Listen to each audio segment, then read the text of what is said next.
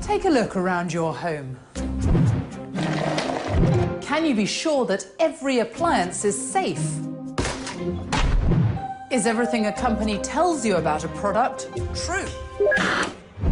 And are you getting the best value for your money?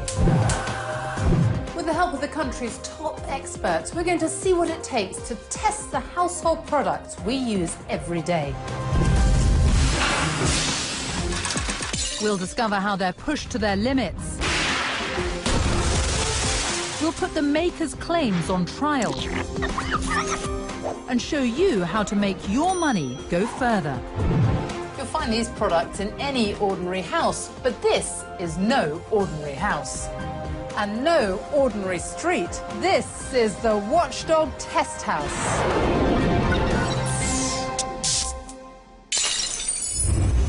Hello, we're deep inside one of Britain's leading science centres. Here at the Building Research Establishment, some of the products and materials that we use every day are put to the test to make sure that they're safe, environmentally friendly, and that they don't fall apart.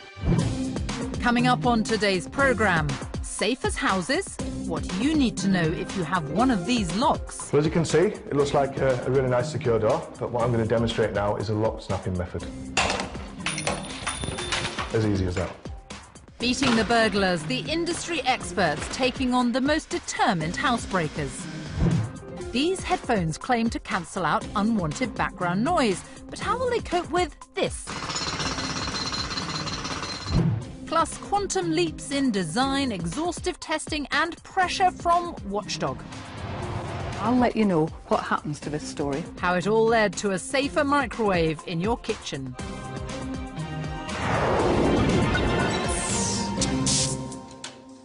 Let's start with the front door. There are more than 180,000 burglaries across the UK every year, so it's vital that all doors and locks are tested properly before they're sold. The tests are rigorous, but the criminals are becoming ever more cunning. And one of the latest challenges for the security industry is lock snapping. It's fast become a nationwide concern. A certain type of lock called a Eurocylinder, fitted to millions of UPVC doors and windows up and down the country, that can be broken by burglars in seconds. A phenomenon known as lock snapping. Alan Boylan from Leeds was a recent victim. Got up when my alarm went off. I assumed that I'd left my lights on and, gone to bed leaving them on. It wasn't until I actually got to the kitchen window I'd realised that my conservatory door was wide open. As I've gone and opened the inner door to go out to the conservatory door to see why it was left open, handle fell off in my hand, and I found that the lock had been damaged on the door. It was then that Alan realised intruders had been in his home. They'd managed to take his laptop, games console and even his car from the driveway, all without waking him. That's because the lock snapping technique is quiet, quick and all too easy for burglars in the know.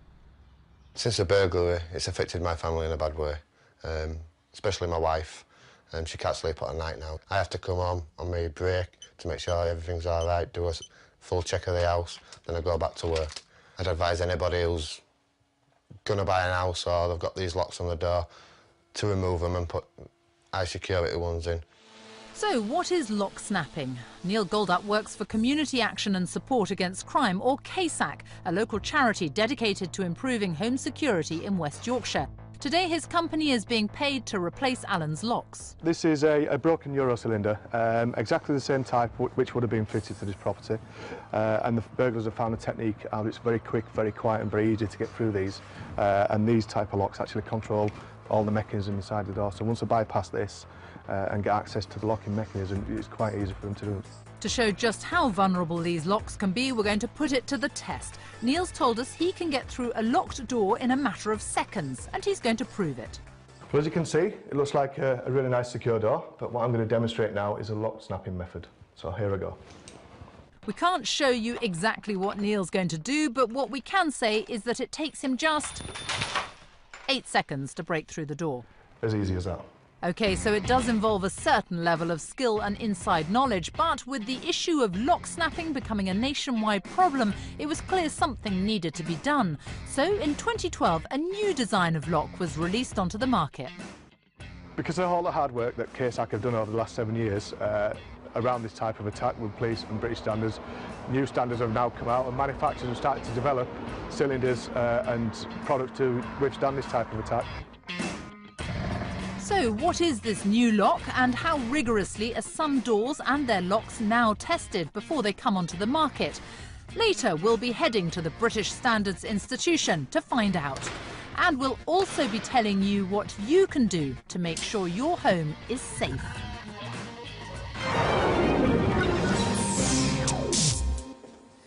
We return now to home security and the problems caused by criminals lock snapping.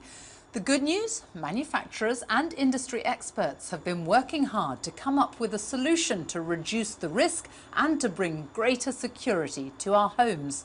We've been taking a look.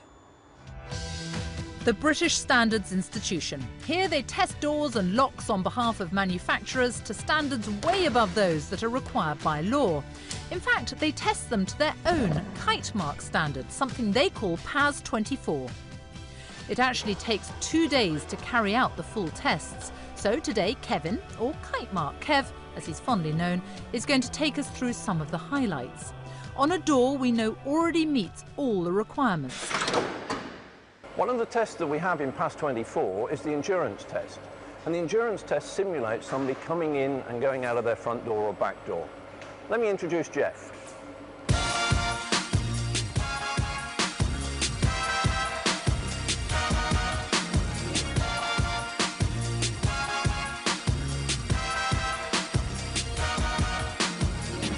Jeff is our robot. Jeff does all the testing for us. Jeff does 50,000 cycles. That's the equivalent of you opening and closing your door 10 times a day for 14 years. Jeff's on, 49,000 cycles, so we should probably leave him to it.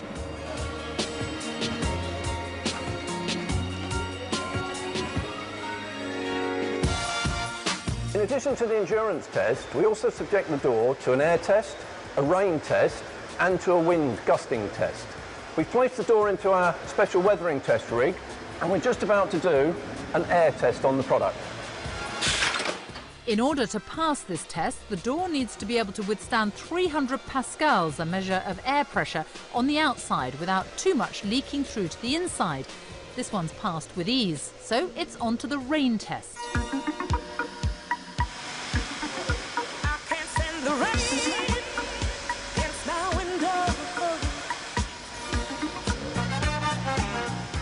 We have simulated rain pouring on the outside of the door, and we're going to slowly increase the pressure in our test rig to simulate lighter winds, and then we're going to look for leakage. So far, so good. The door's already survived some pretty extreme weather conditions. Meanwhile, Jeff's still doing his thing. Now it's time for the security tests. What we're going to do is a number of different tests on the door to simulate an opportunist burglar attacking the door, attacking your home. The tests range from trying to lever the door open to smashing it with a battering ram, all designed to simulate the pressure a burglar might put on your door when trying to break in. Most of the tests we've done so far have been based on machines.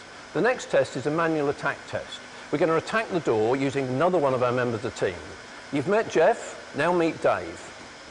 Dave, you have 3 minutes. Do your best. Or your worst. We can't show you exactly what Dave is up to. Safe to say, though, he's really going for it. But the door is up to the challenge. OK, so this test has now been completed, and Dave is still on the outside of the door, so on the outside of the house, so this door has passed this particular test. The door is doing well so far, but as we saw earlier, there's one way a burglar can get through some UPVC doors in just 8 seconds: lock snapping. As easy as that. So after manufacturers developed a new type of lock designed to withstand this kind of attack, the police asked Kevin and his team to help devise a new standard in order to test it. We've written a standard called TS007, and what you're going to see in a few moments is one of our guys using those attack methods to demonstrate that product that meets those requirements actually will keep the burglar out. Dave, have a go.